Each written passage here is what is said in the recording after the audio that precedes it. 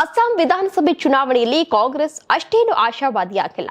ಸಮೀಕ್ಷೆಗಳು ಮಾತ್ರವಲ್ಲ, ಜನರು ಎಲ್ಲರೂ ಅಲ್ಲಿ ಬಿಜೆಪಿ ಗೆಲ್ಲುತ್ತದೆ ಎಂದು ಹೇಳ್ತಾ ಇದ್ದಾರೆ.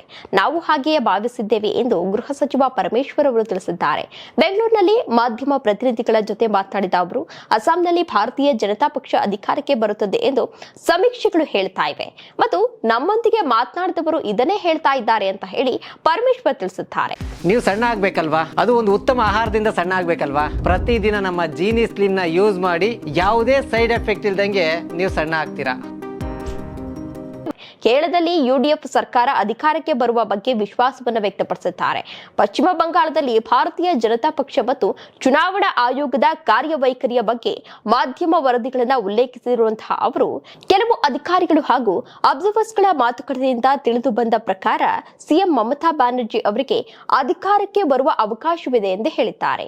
ಮಾಧ್ಯಮ ವರದಿಗಳು ಮತ್ತು ಅವರ ಜನಪ್ರಿಯತೆಯನ್ನ ಗಮನಿಸಿದ್ರೆ ಅವರು ಮತ್ತೆ ಅಧಿಕಾರಕ್ಕೆ ಬರಬಹುದು ಅಂತ ತಿಳಿಸಿದ್ದಾರೆ. ಇನ್ನು ತಮಿಳುನಾಡಿನಲ್ಲಿ ಡಿಎಂಕೆ ಕಾಂಗ್ರೆಸ್ ಮೈತ್ರಿಕೂಟ ಮತ್ತೆ ಅಧಿಕಾರಕ್ಕೆ ಬರಲಿದೆ ಎಂದು ಪರಮೇಶ್ವರ್ ಅವರು ಅಭಿಪ್ರಾಯಪಟ್ಟಿದ್ದಾರೆ.